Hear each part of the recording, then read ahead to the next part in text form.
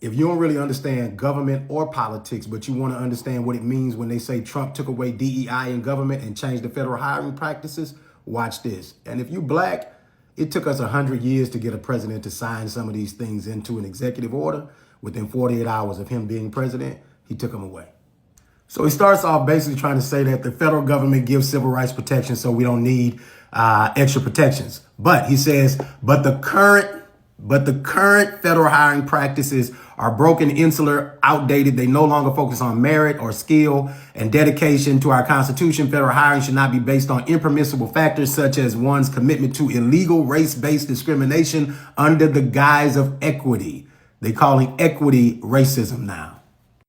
In the DEI ending in contracting, he says the medical industry, the large commercial airlines, law enforcement agencies, and institutions of higher education have adopted and are actively using dangerous, demeaning, and immoral race and sex-based preferences under the guise of so-called diversity, equity, and inclusion. They went all the way back to 1965 to take away an executive order by Lyndon Johnson. So I went to look up what was in that executive order. Two things were in there: non-discrimination in government employment, non-discrimination in government contractors and subcontractors. The contractor would not discriminate against an employee or applicant for employment because of race, color, religion, or sexual orientation, gender identity, or national origin.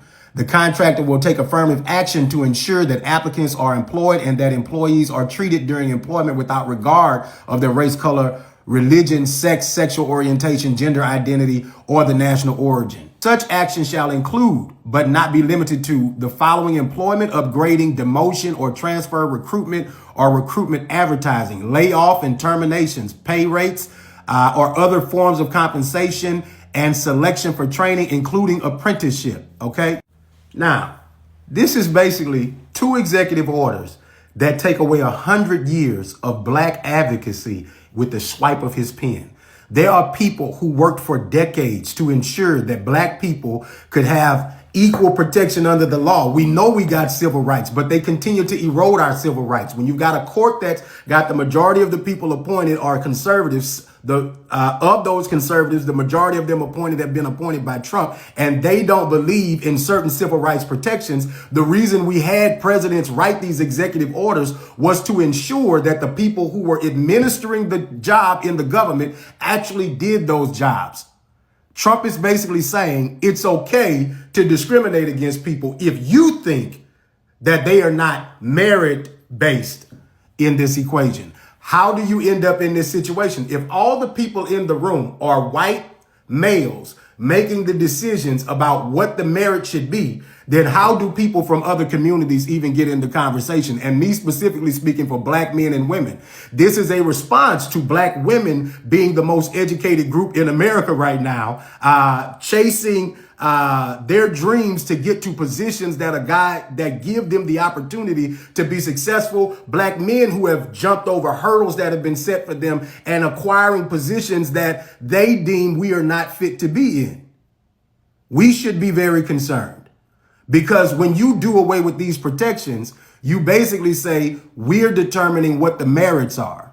Now, for me, because I understand how these people work, if you are a business owner and you're black, you should be very concerned, because all of the protections that they put in to ensure that we got to be considered, they're removing them. If you're black and you desire to move and work in government, you should be concerned, because all of the things that we have put in as protections to ensure that there was equal protection under the law, or to ensure that the people working within the administration were actually abiding by the rules, Trump said we don't play by those rules anymore.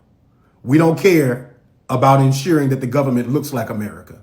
We don't care about ensuring that we're equitable in all of the things. And that's how discrimination expands. That is how discrimination expands. When you're not at the table, you're always on the menu. And if you're over there performing at the inauguration or a Trump supporter, justify this one for me. Make it make sense. Unless you're just over there because you're a rapper that's looking for somebody to be pardoned, or you're somebody in business that's trying to get a job or a contract, because step and fetch is always their thing. I didn't know it was yours.